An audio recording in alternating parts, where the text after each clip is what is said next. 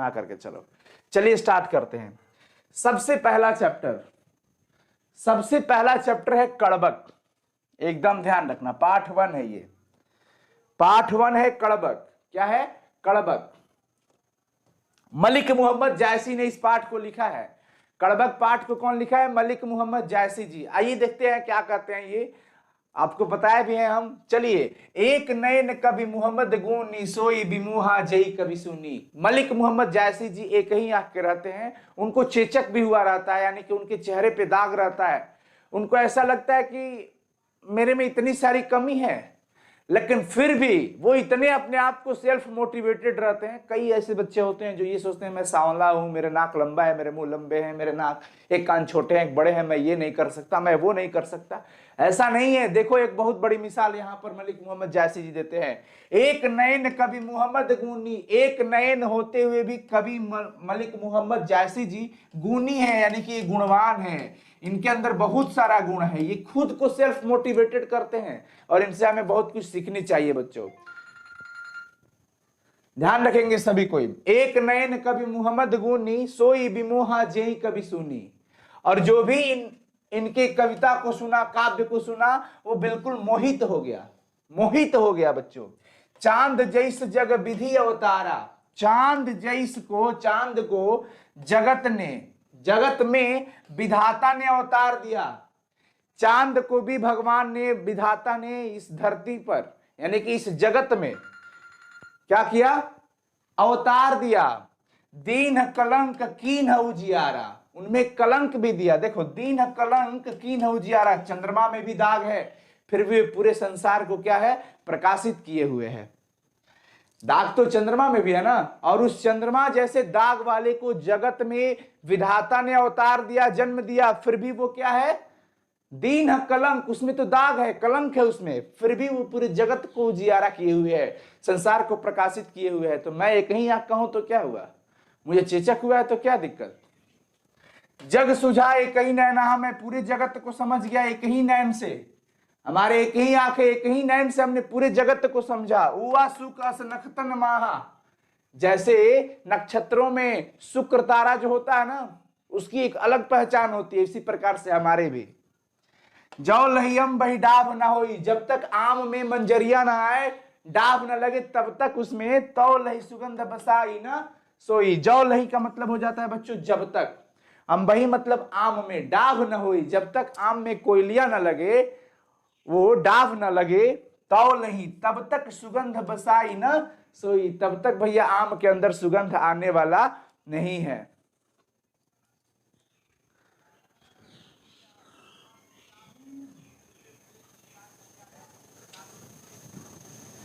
चलिए, कीन समुद्र पानी लो जा खारा, पानी जो खारा, समुद्र के पानी भी तो खारा है ना। तो अति भय व सूझा पारा, अब समुद्र के पानी में भी दाग लगा है, इतना बड़ा विशाल पानी का स्रोत है, फिर भी वो पानी पीने योग्य नहीं है, खारा है। देखो, तो अति भय व सूझा पारा, दाग होते हुए भी उसमें, समुद्र का पानी खारा होते हुए भी इतना सूझ है, इतना अपार है कि मत कहो, उसे कोई समझ नहीं पाता। समुद्र के किनारे खड़ा हो जाओगे ना तो पता ही नहीं चलेगा कहां इसका अंत है, इतना सूझ है और अपार दिखता है। तो भाई वही चीज है, दाग हो, किसी भी चीज में दाग है तो क्या उसके सारे गुण खत्म हो जाएंगे? नहीं ना, कभी भी। गुणवान बनिए, अपने अंदर मेरिट की संख्या ज्यादा बनाइए। डिमेरिट्स भी होते हैं, जिसके अंदर डिमेरिट नहीं होता वो तो भगवान हो जाएगा। फिर इंसान के अंदर मेरिट और डिमेरिट दोनों होता है। इंसान गलती ना करे तो फिर तो वो ईश्वर हो जाएगा, और इंसान कभी ईश्वर हो नहीं सकता। जो सुमेरु त्रिशूल विनाशा, सुमेरु पर्वत को त्रिशूल लगा था ना, भगवान शिव ने सुमेरु पर्वत को त्रिशूल बेधा था, त्रिशूल मारा था, ताकि वो विनाश हो जाए, उसका नष्ट हो जाए। लेकिन देखो कृपा ऐसी भई कि भा कंचन गिरी लागा आकाशा, वो कंचन गिरी यानी कि सोने का होकर के लागा आकाशा, आकाश को छूने लगा, इतना उसकी विशाल महत्ता बढ़ गई है ना। जौ लही घड़ी कलंक ना पड़ा, जब तक घड़े में, घड़ी मतलब घड़े में कच्चे पदार्थ को जब तक तपाओगे नहीं, तौ लही कांच होई नहीं कंचन करा, तब तक वो पक्का अच्छा वाला पदार्थ नहीं बन पाता, वो सोना नहीं बन पाता। कच्चे सोने को भी तपाना पड़ता है। इसलिए तुम भी अपने आप को तपाओ, अभी तपाने का वक्त है। अभी जितना तपाओगे, जितना पसीना बहाओगे, उतनी अच्छी शानदार सफलता आपको मिलने वाली है। एक नयन जस दर्पण औते ही निर्मल भाव। लेखक मलिक मोहम्मद जायसी अपने एक नयन को दर्पण जैसा बता रहे हैं। अब क्वेश्चन तुमसे पूछेगा कि कवि जो है अपने नयन की तुलना किससे कर रहे हैं? दर्पण से कर रहे हैं। किससे कर रहे हैं? दर्पण से कर रहे हैं। एक नयन जस दर्पण, एक नयन जस दर्पण, एक आंख जो है उनका वो बिल्कुल दर्पण की तरह है। किसकी तरह है? दर्पण की तरह। औते हो निर्मल भाव, है। और वो आंख में जो इमेज बन रहा है, प्रतिबिंब, निर्मल भाव, एकदम स्वच्छ है ना। सब रूपवत गही, सब रूपवत कही, मुख जेवही कई चाऊ। और बड़े बड़े रूपवान लोग, जितने भी रूपवान होते हैं ना, सब उस आईने के सामने जाने के लिए चाऊ, मतलब बड़ी चाव से जाते हैं। बहुत ही मतलब इच्छा उनकी होती है। अब कोई भी हो, दुनिया का कोई भी इंसान हो, वो चाहे अपने आप को, ये मतलब हर इंसान अपनी सूरत को जब कहीं जाता है, पार्टी वगैरह में कहीं भी जाना होता है ना, तो वो अपनी सूरत को उस आईने के सामने जरूर देखना चाहेगा। अपना ये बाल कैसा है, मेरा ये सब कैसा है, एकदम भाव में जाएगा। वो चाव मतलब बड़ी इच्छा है उसको, चाव है, बहुत चाव से, बहुत इच्छा से, बहुत ही मतलब अंदर की बहुत सारी वो बड़ी कामनाएं लेकर के जाता है ना आईना के सामने कि मैं कैसा दिख रहा हूं, स्मार्ट दिख रहा हूं या नहीं। तो भाई जिस प्रकार से दर्पण के सामने जाने के लिए लोग ललायित होते हैं, और वो क्यों? क्योंकि दर्पण ही एक ऐसा है ना जो स्वच्छ और निर्मल प्रतिबिंब देता है। जो देखता है वो वही बताता है। तो मेरे भी आंख वही है। कवि कहते हैं, कवि लेखक मलिक मोहम्मद जायसी जी, क्या कवि कहें, कवि मलिक मोहम्मद जायसी जी बताते हैं कि मेरे भी आंख निर्मल है, दर्पण की तरह स्वच्छ है। जो भी अपना चेहरा मेरे आंखों में देखता है ना, एकदम स्वच्छ और निर्मल तस्वीरें पाता है अपना। लेखक ये बताते हैं। आइए, ये पहला कड़बक रहा। दूसरा कड़बक में क्या कहते हैं कि मुहम्मद यही कभी जोर ही सुनावा, मुहम्मद यही कभी जोर ही सुनावा। मुहम्मद जी इस कविता को जोड़ कर सुनाते हैं। क्या जोड़ करके भाई? शब्दों को जोड़ करके सुनाते हैं। सुना जो प्रेम पीर गा पावा, जो भी सुना वो प्रेम के पीर का, पीर मतलब दर्द होता है, वो प्रेम के पीड़ा का अनुभव किया। जो भी इनके काव्य को पढ़ा, जो भी इनके शब्दों को पढ़ा, जो भी इनके कविताओं को पढ़ा, वो प्रेम के पीड़ा का अनुभव करता है। प्रेम में क्या दर्द होता है, प्रेम में कैसी पीड़ा होती है, उसका अनुभूति करता है। वो कौन? जो इनके काव्य को पढ़ता है। कहते हैं लेखक, सॉरी कवि कहते हैं कि भाई मैंने इस कविता को, इस काव्य को शब्दों को जोड़ करके बनाया। कैसे? जोरी लाई रकत के ले, मैंने जोड़ा लगाकर, रकत के ले लगा करके। आप किसी चीज को साटते हो ना तो गम लगाते हो, कभी फेविक्विक लगाते हो, ईंट को दीवार में बनाने के लिए जोड़ते हो ना तो वो वहां पर भी गम लगता है, सीमेंट बालू का। भाई लेखक कहते कि मैंने भी शब्दों को जोड़ा है, हमारे लिए भी तो कोई गम चाहिए ना साटने के लिए, तो वो है रकत के लिए, खून के लिए। ये कहते हैं मैं रक्त की लेई से शब्दों को जोड़ा हूं, साटा हूं। गाढ़ी प्रीति नैन जल भेई, और उस प्रेम में नैन जल भेई, आंख से आंसू भी बहते हैं, बहे हैं। आओ मन जानी कबित असकीना, मकु यह रहे जगत मह चीन्हा। आओ मन जानी कविता सकीना, बस उनके मन में यही है ना कि इस कविता से उनकी पहचान हो। मकु यह रहे जगत मह चीन्हा, मेरे जगत में मेरा बस यही पहचान रहे, कविता ही क्या रहे, उनकी पहचान रहे। एक बार सभी बच्चे बता दें कि आप समझ में आ रहा है कि नहीं, आपको बताइए। एक बार सभी स्टूडेंट बता दो कि आपको ये चीज समझ आ रहा है कि नहीं। प्लीज फटाफट से यस और नो में जवाब दे देंगे। यस और नो में जल्दी से जवाब दे दो आप सबको, फिर मजा आ जाएगा। ठीक है ना, घबराना नहीं है, मेरा काम है आपको समझाना। एक बार चैट सेक्शन में सभी कोई बता दो यस और नो, समझ में आया कि नहीं आया। प्लीज फटाफट से, प्लीज मेरे दोस्तों जल्दी से बता दो।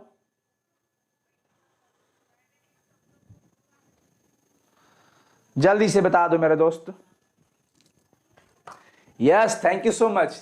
यहां पर लेखक कहते हैं कि आओ मन जानी कविता सकीना, मैंने मन में यही विचार रख करके इस कविता की रचना किया। क्या? कि मकु यह रहे जगत मह चिन्हा, मैं भले रहूं या ना रहूं लेकिन मेरे जगत में मेरी चिन्हा, मेरी पहचान इस कविता के माध्यम से बनी रहे। कहां सुरतन सेनी यस राजा, वो रतन सेन राजा के बारे में बताते हैं। रतन सेन राजा के बारे में बताते हैं कि कहां रहे वो रतन सेन राजा। पद्मावत, इन्होंने इनकी एक बहुत अच्छी शानदार जबरदस्त रचना थी जिसका नाम था पद्मावत। और वो उस पद्मावत के अंदर राजा रतन सेन के बारे में और उनकी प्रेम कथा के बारे में इन्होंने बहुत ही अच्छे से लिखा है। और उसी के बारे में बताते हुए कहते हैं बच्चों क्या कि कहां सो रतन सेनी अस राजा। अब वो रतन सेन राजा कहां रहे, नहीं रहना। कहां सुआ असी बुद्धि उपराजा, वो सुगा तोता वो कितना बुद्धिमान था वो भी नहीं रहा। कहां अलाउद्दीन सुल्तानो। देखिए एक्चुअली मैं आपको बताया हूं कि राजा रतन सेन है ना भाई, इनको सिंगल द्वीप की वो एक महारानी राजकुमारी थी, लड़की थी जिसका नाम था पद्मावती। वहां पर एक सुगा था उनके, मतलब वहां पर बहुत ही बुद्धिमान था। अचानक से यहां से राजा के यहां से वहां पर जाता है शिकारी और उस सुगे को पकड़ के लेते आता है। आने के बाद सुगा इतना बताता है राजा को, मैं शॉर्ट में बता रहा हूं, एक दिन इनकी पत्नी को बता रहा था, पत्नी को गुस्सा आया। उन्होंने दासी को कहा कि जल्दी इसे मार डालो, हटाओ हटाओ हटाओ इस सुगे के, हटाओ। क्योंकि वो अपनी कोई भी स्त्री अपने सामने अपने पति के या फिर मतलब दूसरी स्त्री का बड़प्पन नहीं बर्दाश्त कर सकती, उसको ईर्ष्या होता है, ये सिंपल सा है। तो उसको भी ईर्ष्या हुआ और बोला कि इस सूगे को जल्दी मारो, हटाओ इसको, दासी को। दासी ने उसे छुपा लुका कर रख दिया। राजा गुस्से में आए, कहां है सूगा, जल्दी लाओ जल्दी लाओ। जब गुस्सा हुए तो फिर जाकर के दासी लाती है और वो सूगा पद्मावती के बारे में, राजकुमारी पद्मावती के बारे में बहुत ही सुंदर व्याख्या करता है, बताता है कि वहां की स्त्रियां बहुत ही सुंदर है, वहां पर एक रानी पद्मावती राजकुमारी रहती है पद्मावती। फिर राजा रतन सेन के मन में हुआ, कई सारे बाधाओं को झेल करके वो वहां पहुंचते हैं, पहुंच करके किसी भी तरह से उनको लाते हैं और अपनी रानी बनाते हैं। और कई सारी फिर बाधाएं आती है, अलाउद्दीन वगैरह बहुत सारे इन पर आक्रमण करते हैं। तो यही बात कह रहे हैं कि कहां रहे रतन सेन राजा, कहां वो सुगा रहा, कहां अलाउद्दीन सुल्तान, कहां राघव जेई किन्ह बखानु, राघव चेतन भी नहीं, कोई नहीं रहा भाई। कहां सुरूप पद्मावती रानी, वो रूपवती पद्मावती रानी कहां है, अब नहीं है ना। कोई न रहा जग रही कहानी, कोई नहीं रहा इस जगत में, बस उनकी कहानी रह गई। देखिए ये बहुत बड़ी बात है। धनी सुपुरखु जस कीरति जासु, फूल मरे पे मरे न बासु। धनी सुपुरखु, वो पुरुष धन्य है, पुरखु मतलब पुरुष, धनी सुपुरखु वो पुरुष धन्य है, जस कीर्ति जासु जिसकी कृति है, जिसकी कर्म से उनकी पहचान होने वाली है। भाई कोई न रहा जग रही कहानी, आपका हमारा मनुष्य का कर्म ही यहां पर रह जाएगा, कृति से ही उसकी बखान होगी। कोई न रहा जग रही कहानी, कोई नहीं रहा इस जगत में, इस संसार में, केवल उनकी कहानी रह गई। यानी कि कृति से ही हमारी पहचान होने वाली है, हमारे बाबा दादा नहीं है। अगर वो इंसान अच्छा रहता है तो उसके लिए पूरी दुनिया रोती है कि ना भाई, क्योंकि उसके कर्म ऐसे हुए हैं ना कि उनके बिना अब लोगों की कमी खलेगी, उनकी याद आएगी, उनके लिए पूरी दुनिया रोती है। लेकिन एक ऐसे कर्म वाले होते हैं ना, लोग कहते हैं अरे जाने दो, मर गया तो मर गया, बहुत अच्छा हुआ। सुनिए, इस तरह की भी भाषा सुनने को मिलेंगी। क्यों? क्योंकि ये सारे चीज निर्भर करते हैं आपके और हमारे कर्म पर। तो लेखक कहते हैं कि कोई नहीं रहा इस जगत में, धनी सुपुरखु जस कीरतु जासु, अब फूल मरे पे मरे न बासु। इस धरती पर धन्य है वो पुरुष जिसकी कृति है। फूल कितना भी मर जाए ना, फिर भी उसका सुगंध नहीं मरने वाला है। फूल मरे पे मरे न बासु, उसका सुगंध नहीं मरने वाला है। भाई कई न जगत जस बेचा, कई न जगत जस बेचा, कई न लीन जस मोल। कभी कहते हैं कि कई न जगत, कोई इस जगत में यश को नहीं बेचा है। यश वो कर्म से ही यश मिलने वाला है। यश न तो बेचा जाए, कई न लीन जस मोल, और यश के महत्व को न खरीदा भी जा सकता है। कोई नहीं लिया, न दिया न लिया, बस ये अपने कर्म से ही आने वाला है। जो यह पढ़े कहानी हम सवरई दुई बोल। कभी कहते हैं कि जो भी इस कहानी को पढ़ लेगा ना, मुझे 2 शब्दों में जरूर याद करेगा। बस मेरी यही कामना है, मेरी यही इच्छा है कि भले इस जगत में मैं रहूं या ना रहूं, लेकिन मेरी पहचान बनी रहे। इसलिए साथियों, इस चैप्टर से हमें यह सीख मिलती है कि सबसे पहला चीज कड़बक 1 से, प्रथम कड़बक से हमें यह शिक्षा मिली कि हमारे रंग रूप चेहरे बाल कैसे है वो मायने नहीं रखता। हमारा व्यवहार कैसा है, हमारे अंदर कितना अच्छा गुण है वो बहुत मायने रखता है। खूब सुंदर चेहरा ही हो, लेकिन अंदर का व्यवहार है, बोलने का तरीका, अनुशासन, संस्कार कुछ भी नहीं है, तो सब बेकार है। सुंदर रूप भी कुरूप हो जाएगा। इसलिए भाई चमड़े के रंग, नाक कान आंख की बनावट, मुंह की बनावट, बाल का डिजाइन, कपड़े की डिजाइन, इस सब कोई मायने नहीं रखता। रूप का सुंदर होना जरूरी नहीं जितना व्यवहार का सुंदर होना जरूरी है।